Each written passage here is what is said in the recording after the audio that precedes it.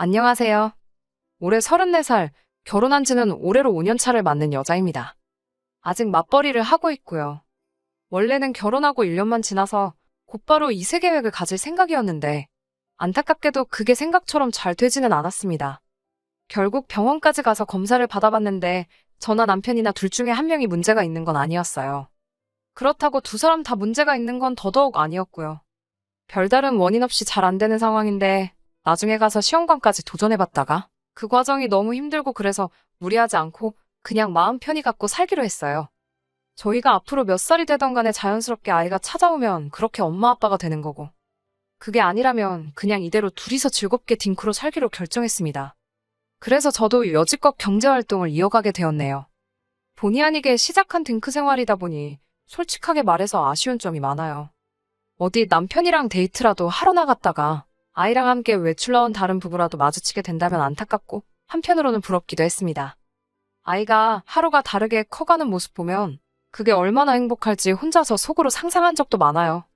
하지만 아이 없이 지내는 게 그런 아쉬운 점이나 단점만 있는 건 아니었네요.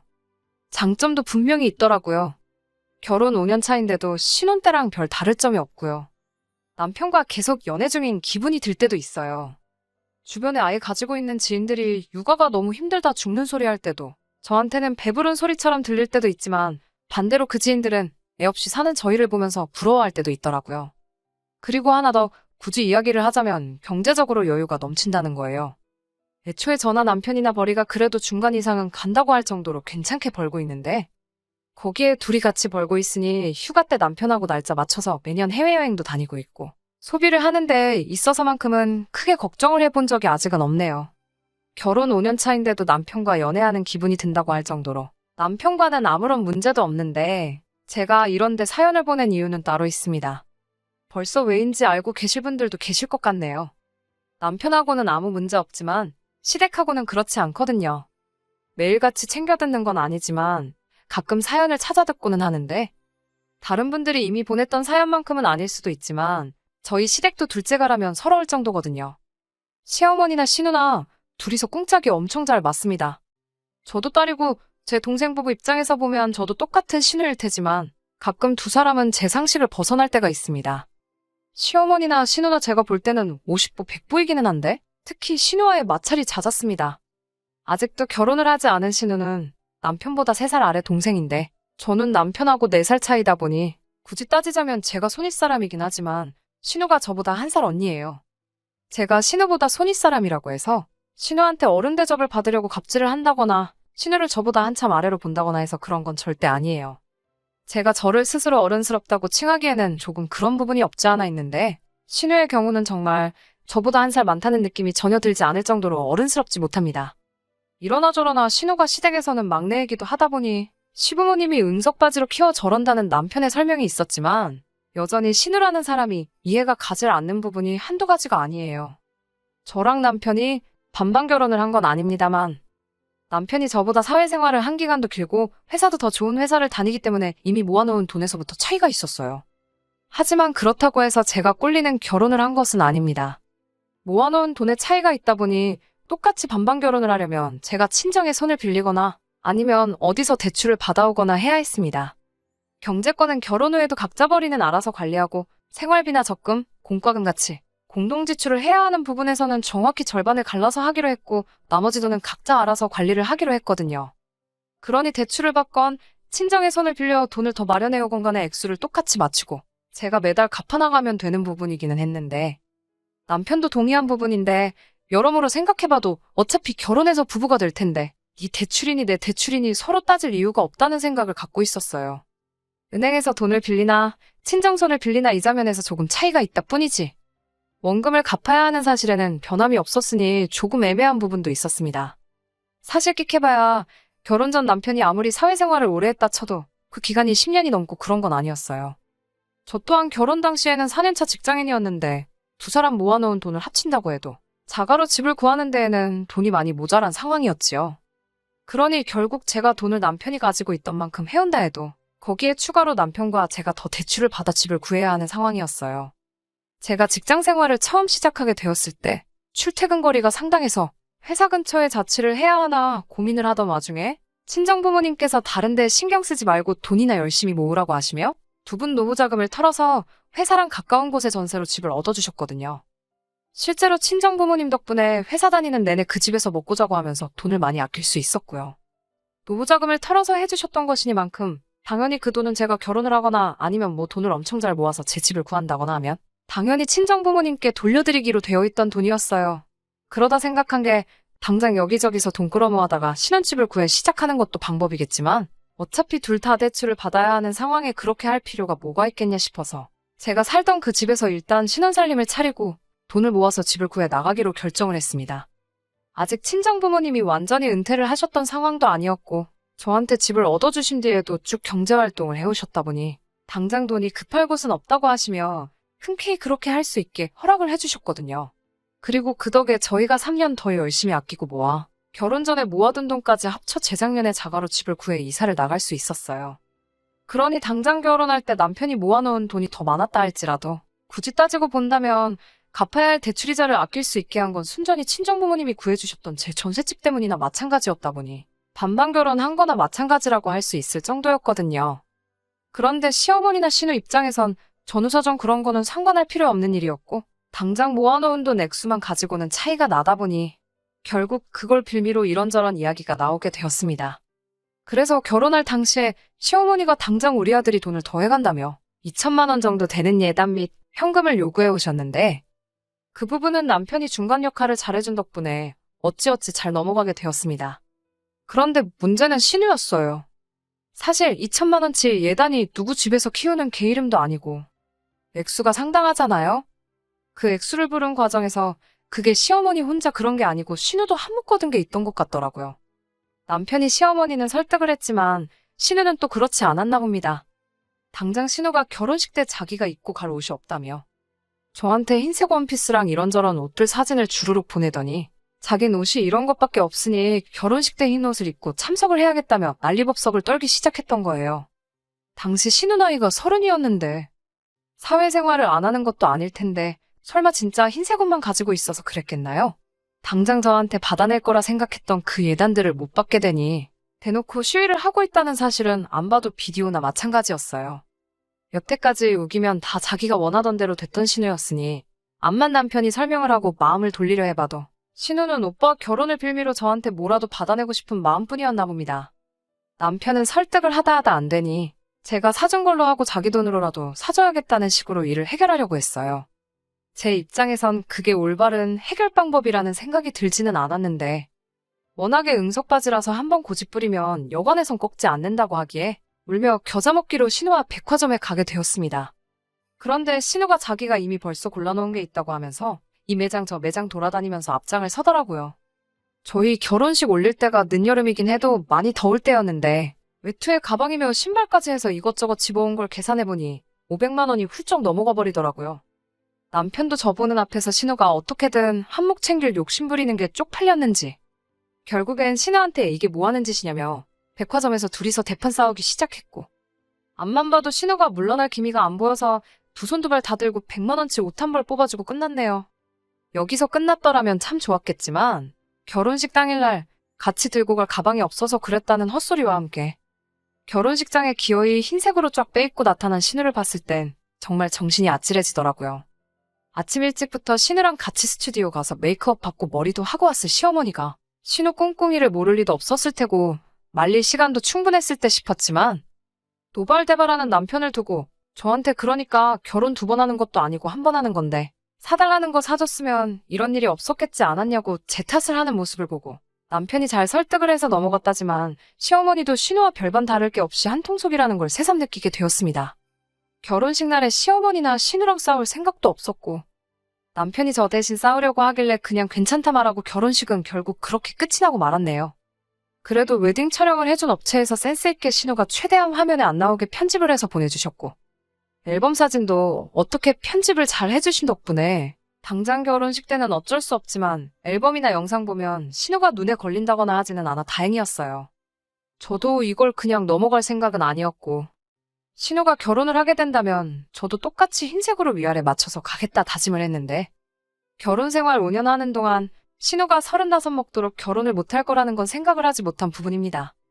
지금은 저도 흰색 옷 입고 결혼식장 나타나 똑같이 복수하겠다는 생각은 접은 지 오래고, 이젠 신우가 하루빨리 결혼을 해서 가정을 꾸리고 정신을 차리면 좋겠다는 생각뿐이네요. 아무튼 이 이야기만 두고 봐도 신우가 보통은 아니라는 게 충분히 전해졌을 것 같네요. 그리고 우리 시어머니도 보통 분은 아니시고 신우랑은 꽁짝이 잘 맞는 한통속이라는 사실도 말이에요. 결혼식 당일날부터 시댁, 특히 시어머니와 신우하고는 잘 지낼 수 없을 거라는 생각을 갖게 되었어요. 그렇다고 해서 제가 시댁과 연을 끊는다거나 멀리한다거나 하고 싶은 생각은 없었습니다. 저 편하자고 남편이 중간에서 난처할 상황을 만들고 싶은 생각은 없었거든요. 이런 제 마음을 알았는지 고맙게도 남편이 친정에 참 잘했어요. 애초에 대리효도 같은 거 시킬 생각도 없었고 반대로 해줄 생각도 없었지만 남편이 친정에 잘하는 모습을 보니 저도 최대한 신우 미운 거 생각 안 하고 시댁에 잘해야겠다는 생각이 들더라고요. 아무튼 간에 결혼하자마자 저희가 최우선적으로 세운 목표는 최대한 아끼고 모아 하루라도 빨리 전세 빼서 친정부모님 노후자금 돌려드리고 저희 명의로 된 집을 구하는 거였어요. 저희가 원인불명의 불임이라는 진단을 받기 전까지인 결혼 1년 차에는 시댁에서 별다른 이야기는 없었어요. 그런데 진단을 받은 뒤 저희가 딩크로 살아도 괜찮다는 결론을 내린 뒤부터는 조금 이야기가 달라지더라고요. 허리띠 졸라매가며 돈을 모으는 상황에서도 명절 생신에서 다른 집 자식들 하는 만큼은 챙겨드렸습니다. 아니, 다른 집 자식들이 뭐예요? 당장 신우가 시어머니한테 하는 것보다 저희가 10배는 더 넘게 챙겼지요. 그리고 특히 다른 날은 몰라도 어버이날에는 300만 원씩 해드렸어요. 결혼 첫 해에는 뭘 이렇게나 많이 주냐며 고맙다는 말까지 잊지 않으셨는데 해가 바뀌고 특히 아이 없이 살아도 괜찮다는 말을 드린 후로는 니들은 애도 없는데 돈도 잘 벌면서 씀씀이가 너무 적은 거 아니냐며 대놓고 불만을 이야기하시더라고요. 생신이나 명절 때는 50만 원씩 챙겨드리고 있고 그때그때 다르지만 그날 먹는 식사 비용도 다 저희가 내거든요. 그리고 저보다도 나이 많은 신우는 같이 산다는 이유 하나만 가지고 용돈이 면제라는 듯 생각하고 있었나 보더군요. 남편도 시부모님 말에 신우보다 더 드리고 있는 거 모르시냐 했더니 시어머니 한다는 소리가 그건 당연한 거 아니냐고. 우리 애기가 돈이 어딨냐며. 니들은 둘이서 벌지 않냐고 신우랑 저희랑은 이야기가 다르다고 하시는 겁니다. 남편이 그 말을 듣더니 둘이서 보니까 이야기 다른 거 맞지 하고 시어머니 말에 장단을 맞춰주면서 그럼 우리도 앞으로 딱 신우가 시어머니한테 해주는 거에 정확히 2배만 해드리겠다 대꾸를 하대요? 말씀드린 것처럼 신우가 명절은 그냥 넘어가고 생신 때는 근처 빵집에서 케이크 사오는 것 말고 따로 하는 건 없었어요. 어버이날 때 10만 원 드리는 게 전부였던 듯 하고요. 둘이서 보니까 신우가 하는 만큼에 딱 2배만 하겠다니 시어머니가 급격하게 당황하는 표정으로 바뀌더라고요. 솔직히 서운했던 건 사실이지만 그렇게까지 할 생각은 없었는데 시어머니 당황하는 표정 보니까 속 하나만큼은 엄청 후련했네요. 시어머니가 그렇게 저희한테 더 많은 용돈을 요구하는 동안 신우도 가만히 있던 건 아닙니다. 신우도 어떻게든 저희한테 뭐 하나 받아내려고 혈안이 되어 있었어요. 한 번은 자기 생일이 다가온다면서 이것도 갖고 싶고 저것도 갖고 싶다고 미리 선물 받을 걸 정해서 저희한테 보내준 적이 있습니다. 신우가 받고 싶은 선물들은 기본 100만 원부터 시작하는 고가의 물건들이었어요. 물론 단 한 번도 신우가 사달라는 거 사준 적은 없습니다. 그래도 너무 치사하게 굴지 말고 한 번은 사줄 법하지 않나 하는 생각도 하기는 했는데 그런 생각이 들 때면 제 결혼식 때 흰옷으로 중무장하고 깽판 치러 찾아온 신우 생각을 곱씹었어요. 그거 한 번이면 신우에게 잘해주고 싶은 마음이 들다가도 사라지니 마인드 컨트롤 하기는 쉽더라고요. 남편도 신우가 왜 저러는지 모르겠다 하는 겁니다. 자기가 이래서 돈 벌고 있는 건 그렇다 쳐도 원래 결혼하기 전에는 저렇게 뭐 사달라고 떼쓰는 대상은 오빠인 자기가 아닌 시부모님이었는데 결혼 후에는 이유는 모르겠는데 그 대상이 왜 저희한테로 바뀐 건지 도무지 모르겠다 하더라고요. 몇 번이나 사달라는 거 안 사주고 거절을 하면 신우도 눈치가 있다면 당연히 싫은가 보다 생각하고 포기할 법도 한데 신우는 포기를 모르는 것처럼 보였습니다. 생일이면 생일이다. 명절이다. 크리스마스다. 뭐만 다 가져다 붙이면서 계속 저희한테 뭔가를 받아내려고 끝까지 노력을 했어요. 그리고 지난 5월이었는데 이때 정말 마지막 퍼즐 조각을 끼워 맞춘 것처럼 그동안 신우가 왜 그랬는지부터 다 알겠더라고요. 지금 생각해도 실수가 삐져나올 정도로 여태껏 신우가 부렸던 억지 중에 가장 최고봉이라고 봐도 될 정도의 억지였네요. 시어머니가 보자고 하셔서 시댁에 찾아갔어요. 주말이었으니 신우도 집에 있었고요. 시어머니는 딱히 이유도 없이 저희를 오라고 하셨던 거였고 진짜 용무는 신우가 저희한테 있어 보였습니다. 별 쓸데없는 이야기들로 대화의 물꼬를 틀더니 또다시 결혼식 날 사주지 않아 갖지 못하게 된 그 가방 사진을 들이밀며 저희가 또 쥐한테 선물을 해달라 하더라고요. 이렇게 신우가 땡깡을 부리는 게 거의 두어 달에 한 번꼴로 있는 일이다 보니 남편도 이젠 신우가 저러는 걸 즐기는 건지 이번엔 또 무슨 이유로 뭘 사달라고 하는 거냐 물어보더라고요. 말씀드렸잖아요. 생일이다. 남자친구랑 헤어진 지 2년째 되는 날이다. 별 같자는 이유 가져다 붙여서 자기가 선물을 받아 마땅한 날이라고 하고 다녔다는 걸요. 그 이유가 하도 신박해서 이번엔 어떤 연유로 선물을 사달라고 하는지 보는 걸 남편은 소소한 재미처럼 생각하고 있더라고요. 그런데 이번에는 그 이유를 듣자 하니 어이가 없더라고요. 5월 5일은 어린이날이잖아요.